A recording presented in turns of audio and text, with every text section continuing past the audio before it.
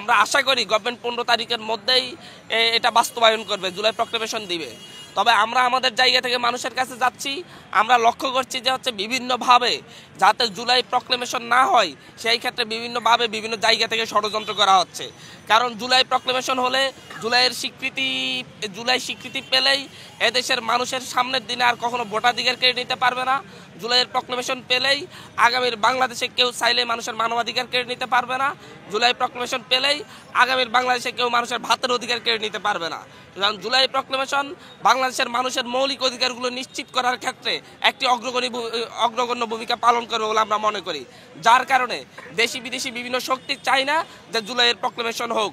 যারা এদেশের মানুষকে দাস বানিয়ে রাখতে চায়, যারা এদেশের মানুষের উপর শোষণ করতে চায়, যারা এদেশের মানুষের উপর নিপীড়ন করতে চায়, তারাই কেবল জুলাইয়ের প্রক্লেমেশন চাচ্ছে না। আমরা মানুষের কাছ থেকে মেসেজ নিতে এসেছি যে হচ্ছে ওনারা আগামীর বাংলাদেশ কেমন দেখতে চাচ্ছেন, ওনাদের আগামীর বাংলাদেশ নিয়ে স্বপ্ন কী। আমরা ওনাদের কাছে একটি প্রস্তাবনা নিয়ে আসছি যে জুলাই গণঅভ্যুত্থানে ওনারা যে অবদান রেখেছেন সেই অবদানের পরে ওনারা কোন আকাঙ্ক্ষায় এই যে জীবন বাজি রেখে লড়াইটা করেছেন। আমরা ওনাদের কাছে জানতে চাচ্ছি যে ওনারা আগামীর বাংলাদেশে এই জুলাই গণঅভ্যুত্থানের মধ্য দিয়ে শহীদদের রক্তের বিনিময়ে আগামীর বাংলাদেশে কি কি পরিবর্তন দেখতে চাচ্ছেন।